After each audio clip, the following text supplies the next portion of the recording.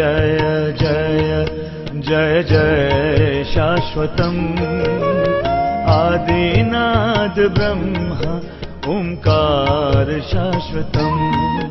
जब तक संसार में कोई इच्छा न हो, कोई संसारिक कामना न हो, तो जीव का किसी योनि में जन्म नहीं होता।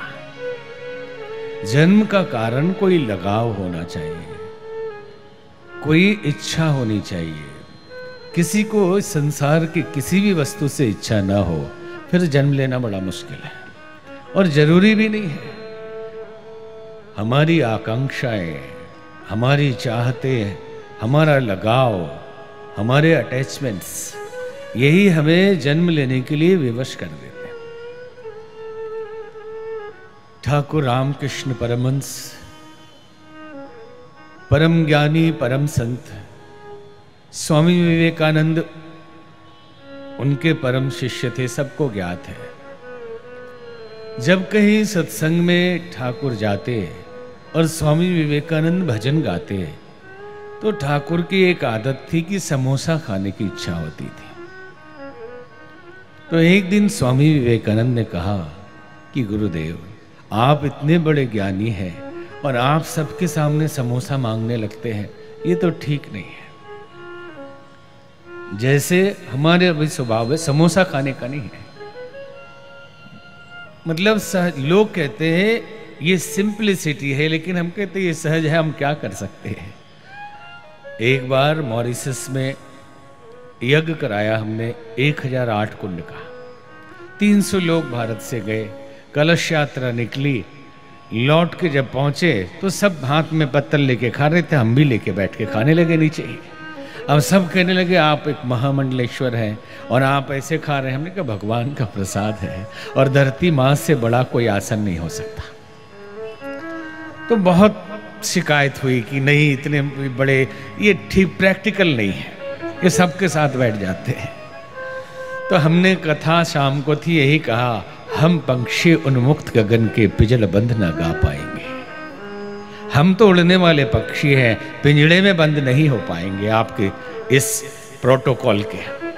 हम पक्षी उन्मुक्त गगन के पिजड़ बंद ना गा पाएंगे, कनक तिलियों से टकराकर पुलकित पंख टूट जाएंगे। कहीं भली है कनक निगोरी कनक कटोरी की मैदा से, हम बहता जल पीने वाले मर जाएंगे भूखे प्यासे। ये आपके नियम कानून ये नहीं चलेगा। अगर एक पक्षी है आसमान में, खुले आसमान में उड़ने वाला, उसे सोने के पिंजड़े में बंद कर दें तो सोना उसके लिए क्या है? कुछ नहीं। तो वो कहती है पक्षी कि भले ही हम बहता जल पीने वाले हैं और आपके सोने के कटोरी में रखा हुआ पिंजड़े में खाना नहीं चाहिए, क्या हमें उड़ने ही दो। तो ठाकुर रामकृष्ण परमहंस से स्वामी विवेकानंद ने कहा कि आप समोसा मांगते इतने बड़े संत के लिए ठीक नहीं है। तो हंसने लगे। उन्होंने कहा, नरेंद्र, इस संसार में जन्म लेने के लिए और लेने के बाद रुके रहने के लिए कोई ना कोई इच्छा चाहिए, और मेरे जीवन में संसार की कोई इच्छा ही नहीं है और मुझे कुछ कार्य करना है जिसके लिए ईश्वर ने भेजा है। तो यहां रुकने के लिए कौन सी इच्छा करूं? तो मैंने समोसे की इच्छा कर ली। मैंने अपने आकांक्षा को, लगाव को समोसे में लगा दिया ताकि ये शरीर टिका रहे।